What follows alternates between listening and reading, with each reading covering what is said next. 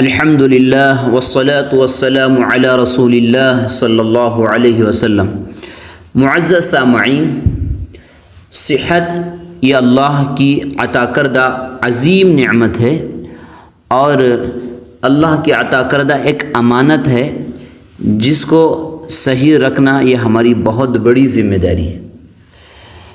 خراب غذا کا اثر صرف ہمارے پیٹ پر نہیں بلکہ ہماری صحت اور ہمارے اخلاق پر بھی پڑتا ہے۔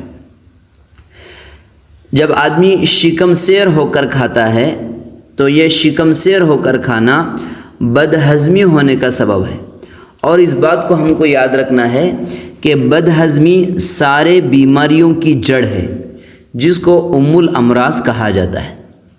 اور جب آدمی اپنی صحت کو بگاڑ لیتا ہے تو نہ دینی کام کے لائق رہتا ہے نہ دنیاوی کام کے آدمی لائق رہتا ہے۔ تو اپنی صحت کو بہتر رکھنا انسان کے لیے اچھائیوں میں آگے بڑھنے کے لیے بہت سارے راستے اس کی وجہ سے ہموار ہوتے ہیں۔ اس وجہ سے اپنے آپ کو صحت مند رکھنے کے لیے بہت اہم اور بہت ضروری چیز یہ ہے کہ جتنی ضرورت ہے اتنا کھائیں، اور جو غذا بہتر ہے ہماری صحت کے لیے وہ کھائیں۔ اسی وجہ سے حضرت عائشہ رضی اللہ عنہا نے ایک بات کہی ہے جس کو شعب الایمان بیہقی میں اور اسی طرح مصنف ابن ابی شیبہ جو حدیث کی بڑی کتابیں ہیں اس میں ان کے اس قول کو درج کیا گیا ہے۔ حضرت عائشہ رضی اللہ عنہا فرماتی ہیں کہ ان اول بدعہ حدثت بعد رسول اللہ صلی اللہ علیہ وسلم الشبع ان القوم لما شبعوا سمنوا فسمنوا فسلت قلوبهم۔ حضرت عائشہ رضی اللہ عنہا فرماتی ہیں نبی پاک صلی اللہ علیہ وسلم کے دنیا سے چلے جانے کے بعد جو سب سے پہلی نئی چیز اور بدعت لوگوں میں پیدا ہوئی وہ پیٹ بھر کر کھانا ہے۔ پھر آگے فرماتی ہیں کہ جب لوگ پیٹ بھر کر کھاتے ہیں تو ان کے جسم موٹے اور بوجھل ہو جاتے ہیں۔ جب لوگوں کے جسم فربا ہو جاتے ہیں اور بوجھل ہو جاتے ہیں تو ان کے دل اس کی وجہ سے سخت ہو جاتے ہیں۔ آئیے قرآن حدیث کی روشنی میں ہم اس بات کو سمجھے کہ اپنی صحت کو برقرار رکھنا کتنا ضروری ہے دینی کام میں آگے بڑھنے کے لیے، اور اس سلسلے میں ہمیں قرآن اور حدیث کی کیا تعلیمات ہیں سمجھیں۔ سب سے پہلے قرآن کریم میں دیکھیں دوسرے پارے سورہ بقرہ میں اللہ تبارک و تعالیٰ فرما رہے ہیں یا ایھا الناس کلوا مما فی الارض حلالا طیبا، اے لوگو زمین میں اللہ کی حلال کردہ چیزوں کو کھاؤ، اور وہ حلال کردہ چیزیں جو طیب اور پاکیزہ ہوں۔ اس آیت پر ہم تھوڑا توجہ دیں اور غور کریں کہ حلال چیزیں سارے پاکیزہ ہوتی ہیں تو الگ سے اللہ تبارک و تعالیٰ طیبہ کا تذکرہ کیوں کیا؟ اس وجہ سے کہ ہر حلال چیز ہمیشہ آدمی کے صحت کے لیے مناسب نہیں ہوتی ہے۔ اس کی مثال ہم لے لیں، جیسے کہ اس زمانے میں بیکری کے آئٹمس ہیں، حلال ہیں، کھا سکتے ہیں، لیکن یہ میڈ بائی ہیومن بینگ ہیں، یعنی انسانوں کی بنائی ہوئی یہ چیزیں ہیں، اس میں کوئی ایسی چیز نہیں ہوتی جو حرام ہو، لیکن ہمارے لیے اس وقت پاکیزہ نہیں ہے کیونکہ اس میں ایسے کیمیکل مکس کیے جاتے ہیں جو ٹیسٹ کے لیے ڈالے جاتے ہیں، اور اسی طرح ایسی چیزوں کی اس میں ملاوٹ ہوتی ہے جس کی وجہ سے آدمی کی صحت بگڑ جاتی ہے۔ کیونکہ لوگوں کی بنائی ہوئی چیزیں کے بارے میں ہمیں یاد رکھنا ہے کہ جب لوگ کسی چیز کو تیار کرتے ہیں تو اس میں اپنا فائدہ زیادہ ڈھونڈتے ہیں، اس میں ہماری صحت کا خیال ان کو بہت کم رہتا ہے۔ اس میں کیمیکل مکس کیا جاتا ہے اور اسی طرح بہت ساری ایسی چیزیں مکس کیے جاتے ہیں جو ٹیسٹ کے لیے اور دوسری چیزیں اور چمک کے لیے ڈال دیے جاتے ہیں، لیکن ہماری صحت کے لیے وہ مناسب نہیں رہتی۔ اس وجہ سے حلال چیزوں میں بھی وہ چیزیں ہمیں دیکھنا ہے جو اس وقت پاکیزہ ہوں۔ آئیے قرآن احادیث میں نبی پاک صلی اللہ علیہ وسلم کے سلسلے میں کیا تعلیمات ہیں وہ ہم دیکھیں۔ اس سے پہلے احادیث میں جانے سے پہلے امام غزالی رحمہ اللہ کا ایک بہت زرعی قول ہے جس کو انہوں نے اپنی کتاب احیاء علوم الدین میں تذکرہ کیا ہے۔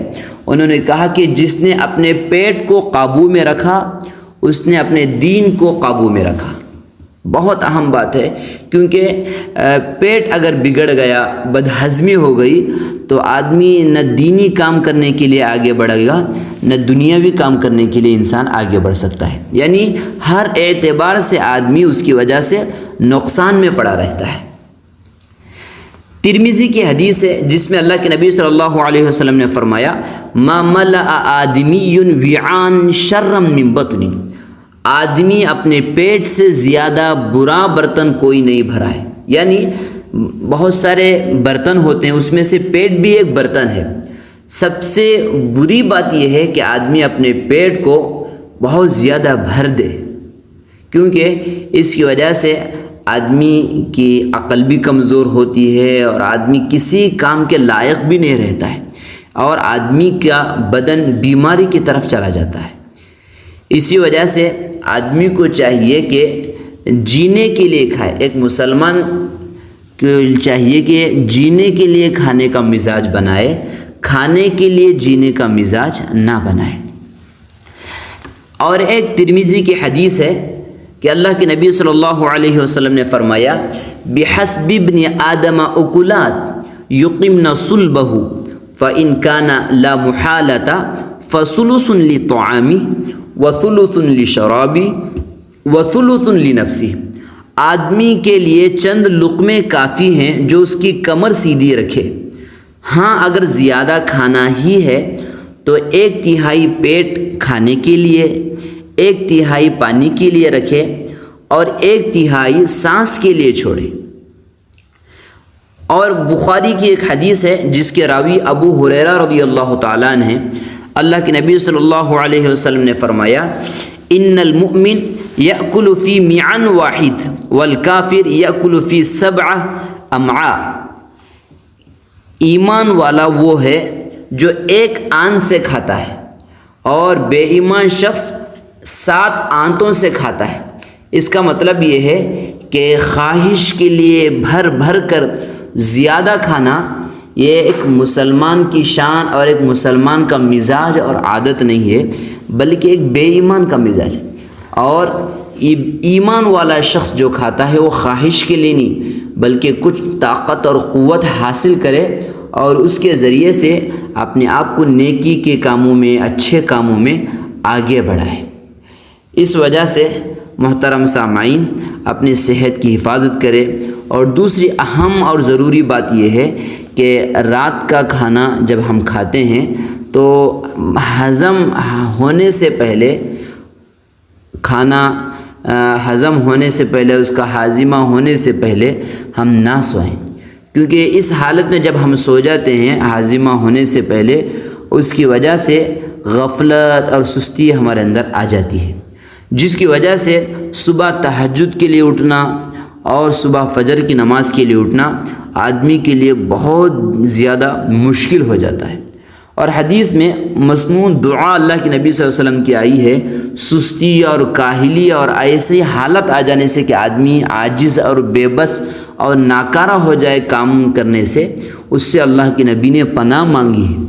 اللہ کے نبی کی دعا ہے، اللہم انی اعوذ بک من العجز والکسل، یا اللہ عاجز اور بے بس ہو جانے سے اور کاہل اور اپنے اندر سستی اور غفلت آ جانے سے میں تجھ سے پناہ چاہتا ہوں۔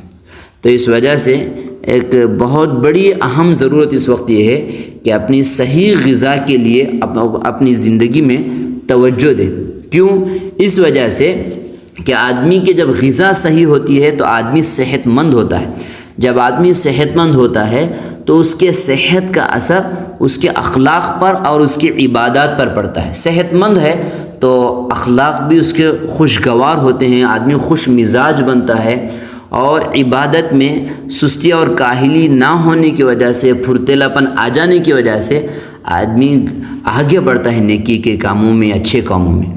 ہاں دوسری طرف ہم دیکھیں کہ آدمی کی غذا صحیح نہیں، آدمی صحت مند نہیں ہے، بیمار ہے، تو پھر اس کے اندر کنٹرول اور برداشت کرنے کی جو صلاحیت ہے وہ کمزور ہو جاتی ہے، جس کی وجہ سے چھوٹی چھوٹی بات پر غصہ، چڑچڑاپن اور جھڑکنا لوگوں کو، یہ ساری اور جھگڑے، فسادات اور چھوٹی چھوٹی بات کو بڑا بنا کر لوگوں کے سامنے بد اخلاقی کے ساتھ پیش آنا، یہ ساری چیزیں ہمارے سوسائٹی میں، ہماری قوم میں یہ چیزیں آ جاتی ہیں، جو ہم دیکھ رہے ہیں، ہمارے مشاہدے میں ہے، یہ ساری چیزیں آئی ہیں۔ اس کا ایک سبب یہ ہے یہ جھگڑے فسادات کا کہ ہماری غذا صحیح نہیں ہے، جس کی وجہ سے ہماری صحت بگڑ رہی ہے، اور جب ہماری صحت بگڑ رہی ہے تو ہمارے اخلاق بھی بگڑ رہے ہیں، اور ہمارے برے اخلاق کا اثر آج ہمارے محلوں میں، ہماری گلیوں میں، ہمارے شہروں میں ہم دیکھ رہے ہیں۔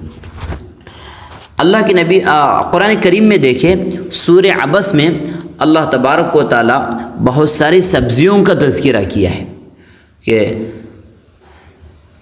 فَلْيَنْظُرِ الْإِنسَانُ إِلَىٰ طَعَامِهِ، انسان کو چاہیے کہ اپنی غذا کی طرف توجہ کرے۔ فَلْيَنْظُرِ الْإِنسَانُ إِلَىٰ طَعَامِهِ أَنَّا صَبَبْنَا الْمَاءَ صَبًّا ثُمَّ شَقَقْنَا الْأَرْضَ شَقًّا فَأَنبَتْنَا فِيهَا حَبًّا وَعِنَبًا وَقَضْبًا وَزَيْتُونًا، یہاں اللہ تبارک و تعالیٰ انگور کا، پھر اس کے بعد اللہ تبارک و تعالیٰ انگور وغیرہ کا اور دوسرے سبزیوں کا اللہ تبارک و تعالیٰ نے تذکرہ کیا، اور اس کے بعد اللہ تبارک و تعالیٰ کی جانب سے ترغیب ہے، اور اللہ تبارک و تعالیٰ نے کہا کہ یہ غذا ہے تمہارے اور تمہارے جانوروں کا۔ تو ایسی غذا اگر ہم استعمال کریں، خاص طور پر ہم توجہ دیں ان غذاؤں پر جو قدرتی ہیں، یعنی نیچرل غذا ہے، جو اللہ کی عطا کردہ ڈائریکٹ ہیں، جیسے ترکاریاں ہیں، سبزیاں ہیں، یہ اور پھل پھول ہیں۔ اس سے آدمی کے اندر چستی اور پھرتیلا پن پیدا ہوتا ہے، اور آدمی کا قوت ہاضمہ اور زیادہ مضبوط ہو جاتا ہے، اس کی وجہ سے آدمی صحت مند رہتا ہے۔ اس سے ہٹ کر جو لوگوں کی بنائی ہوئی چیزیں میڈ بائی ہیومن بینگ کو دیکھیں، جیسے بیکری کے آئٹمس ہیں اور ہر قسم کی مٹھائیاں ہیں، جو زبان کے لیے بڑے لذیذ اور مٹھاس اس کے اندر ہوتا ہے، لیکن ہمارے جسم کے لیے، ہماری صحت کے لیے وہ بالکل ہمارے لیے مناسب نہیں۔ تو ایسی چیزوں سے محفوظ رہیں تاکہ عبادت میں ہمارا دل لگے، نیکی کے کاموں میں، اچھے کاموں میں ہم بڑھ چڑھ کر حصہ لینے والے بنیں۔ اللہ سے دعا کرے کہ اللہ تبارک و تعالیٰ اس بات کو سمجھنے اور اپنی زندگی میں لانے کی اللہ ہمیں توفیق نصیب فرمائے۔ آمین۔ وآخر دعوانا ان الحمد للہ رب العالمین۔